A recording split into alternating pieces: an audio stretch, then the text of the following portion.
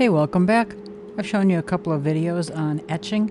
Just wanted to show you some other things I did. I had some very fine 1/4 inch plywood that I cut into 12 inch by 12 inch, so square pieces, sanded them down, and then I put them through my Diwali etching machine. So I just want to show you that process real quick.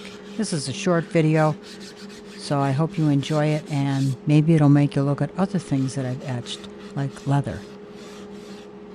I will try to put end cap thumbnails at the end of this video to lead you to the other etching projects that I did. I ended up etching on leather and making chairs out of it, so that one's kind of interesting.